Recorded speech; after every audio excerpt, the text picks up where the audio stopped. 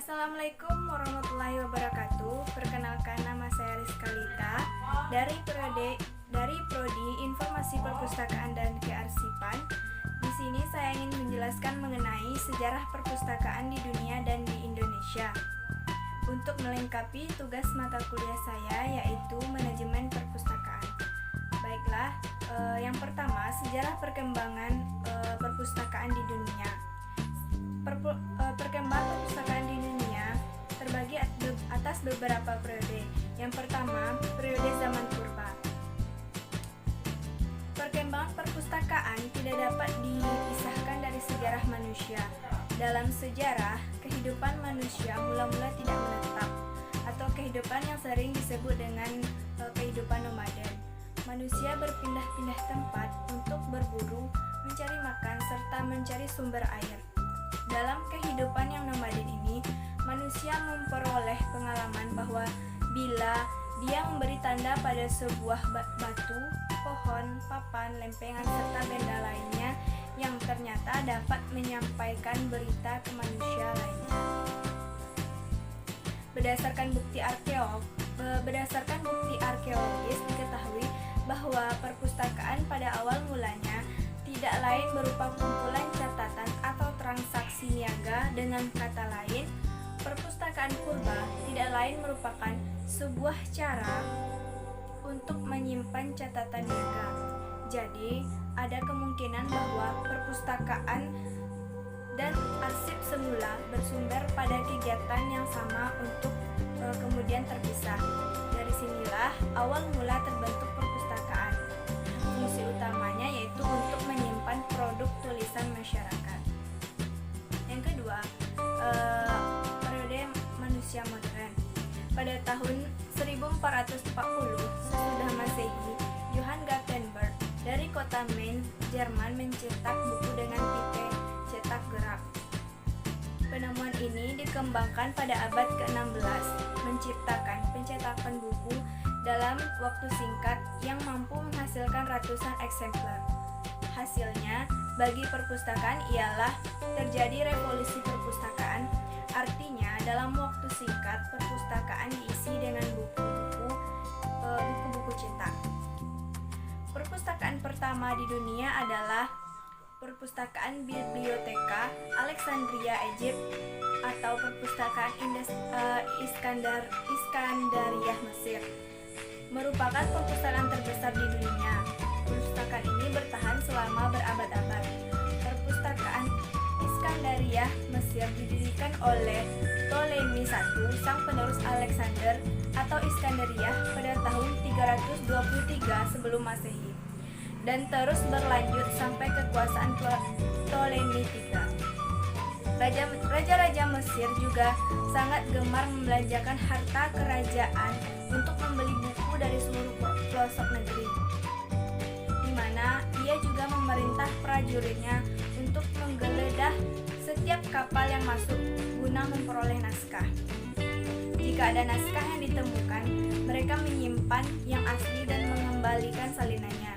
Namun, masa-masa keemasan itu berakhir ketika terjadi penaklukan bangsa Romawi yang dipimpin oleh Julius Caesar. Bangsa Romawi membakar 400.000 buku, musnah menjadi abu using yang tak berguna. Dunia ilmu saat itu sangat berduka karena telah kehilangan salah satu sumber ilmu pengetahuan terbaik saat itu. Yang kita masuk yang kedua, yaitu sejarah perpustakaan di Indonesia. Masuknya perpustakaan di Indonesia juga terbagi dalam beberapa tahapan periode. Yang pertama, zaman kerajaan.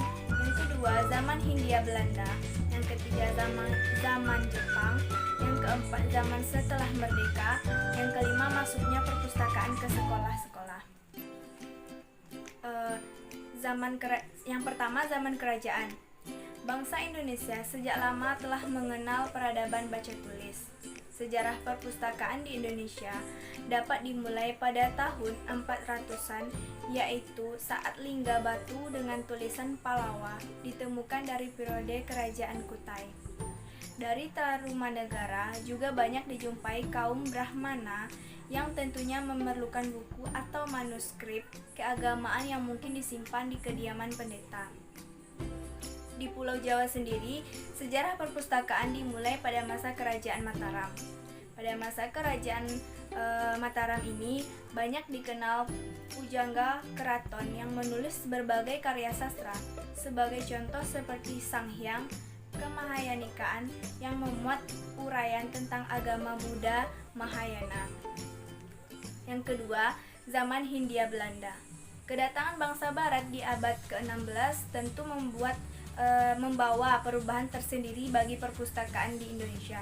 Pada masa ini, perpustakaan didirikan dengan tujuan menunjang program penyebaran agama mereka. Namun, perpustakaan paling awal berdiri adalah masa VOC, yaitu perpustakaan gereja di Batavia atau yang biasa kita kenal sekarang yaitu Jakarta. Sejak saat inilah masyarakat umum bisa menikmati perpustakaan. Dalam bidang pendidikan, pemerintah Hindia Belanda mendirikan Volksbibliothek atau terjemahan dari perpustakaan rakyat. Perpustakaan ini melayani murid dan guru serta menyediakan bahan bacaan bagi rakyat setempat. Murid tidak dipungut bayaran, sedangkan masyarakat umum dipungut bayaran untuk setiap buku yang dipinjamnya. Pada tahun 1920, banyak sekolah pada tahun 1920 banyak sekolah tinggi berdiri di Indonesia. Perkembangan perpustakaan perguruan tinggi di Indonesia pun mulai diadakan, misalnya seperti Genesken High School di Batavia dan lain-lain. Yang ketiga, pada zaman Jepang. Pada masa kedudukan Jepang, ada kebijakan berupa larangan penggunaan buku-buku yang ditulis dalam bahasa Inggris. Belanda dan Perancis di sekolah-sekolah. Kebijakan tersebut menguntungkan bagi perkembangan perpustakaan di Indonesia, karena dengan kebijakan tersebut buku yang diterbitkan dalam bahasa Indonesia jumlahnya menjadi semakin meningkat. Selama pendudukan Jepang Offenberg-Lesdalen, ruang baca umum ditutup.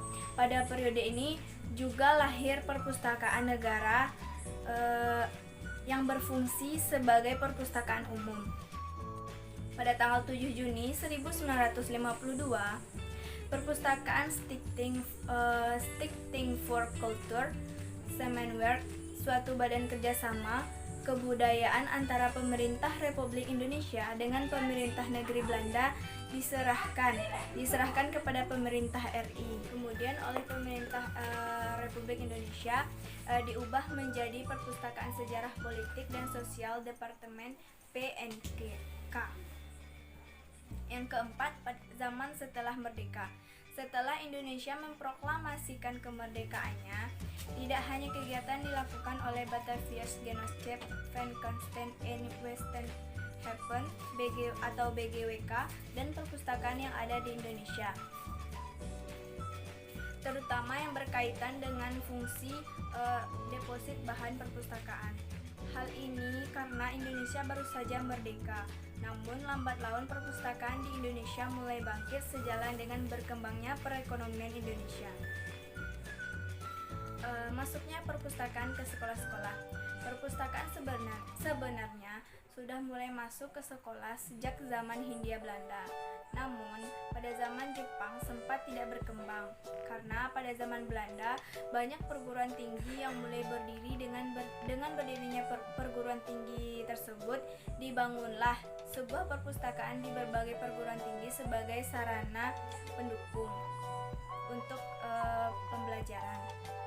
Pada tahun 1950 sampai 1960, pemerintah Republik Indonesia mulai mengembangkan perpustakaan melalui pendirian Taman Pustaka Rakyat atau TPR atau Sumiati dan Arif 2004. Ada tiga tipe Taman Pustaka Rakyat.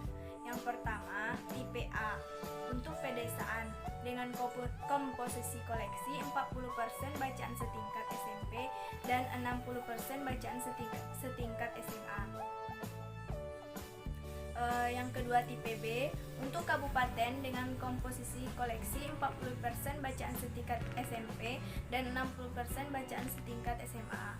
Yang ketiga tipe C untuk provinsi dengan komposisi koleksi 40% bacaan setingkat SMA dan 60% bacaan setingkat perguruan tinggi. Asal mula perpustakaan. Perkembangan perpustakaan tidak dapat dipisahkan dari sejarah manusia. Sejarah manusia dimulai dari beberapa tahap. Secara umum dapat dibagi menjadi 4 tahap. Yang keempat tahap tersebut diantaranya yaitu 1. Manusia hidup tidak menetap atau yang biasa kita kenal dengan nomaden, tetapi mengembara dari satu tempat pindah ke tempat yang lain. Yang kedua, manusia hidup menetap dengan mata pencaharian bertani atau berburu. Pengalaman mereka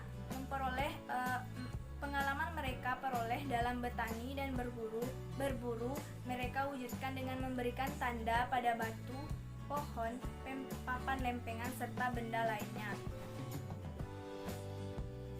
Semua tanda atau tulisan yang dipahatkan pada media tersebut di atas dapat digunakan sebagai cantuman atau rekod mengenai apa yang dikatakan manusia maupun yang perlu diketahui seseorang. Adanya tulisan tersebut dapat membantu daya ingat manusia, karena manusia dapat melihat catatan yang ada di pohon maupun batu. Pesan dalam berbagai pahatan tersebut dapat diteruskan ke generasi berikutnya maupun antar suku. Yang ketiga, ditemukannya kertas. Karena mencatat dalam pohon atau batu dianggap kurang praktis, maka karena sulit digunakan dan sukar disimpan, maka manusia berusaha menemukan alat tulis yang lebih baik. Tahun 2500 sebelum Masehi, orang Mesir menemukan bahan tulis berupa papyrus yang dibuat dari sejenis rumput yang tumbuh di sepanjang Sungai Nil. Dari papyrus berkembang setelah papier, papyrus atau kertas. Abad 1 Masehi ditemukan kertas di Cina. Orang Cina juga menciptakan cetakan balok dengan cara memahat sebuah aksara pada balok kayu, kemudian diolesi tinta. Selanjutnya ditekan pada secari kertas. Yang keempat, tahun 1440 Johann Gutenberg menemukan mesin cetak. Sampai abad ke-16 ini, percetakan buku dapat dilakukan dalam waktu singkat dengan hasil ribuan eksemplar. Perpustakaan Nasional di Indonesia berdiri tahun 1980, merupakan gabungan dari 4 perpustakaan atau lembaga seperti yang pertama Perpustakaan Museum Nasional yang berdiri tahun 1778, yang kedua Perpustakaan Sejarah Politik dan Sosial berdiri tahun 1920, yang ketiga Kantor Bibliografi Nasional yang berdiri tahun 1953, yang keempat Perpustakaan Negara Jakarta berdiri tahun 1950. Baiklah, sekian dari pembahasan saya. Mohon maaf jika ada kesalahan. Saya tutup dengan mengucapkan Assalamualaikum warahmatullahi wabarakatuh. Semoga penjelasan saya tadi bermanfaat bagi teman-teman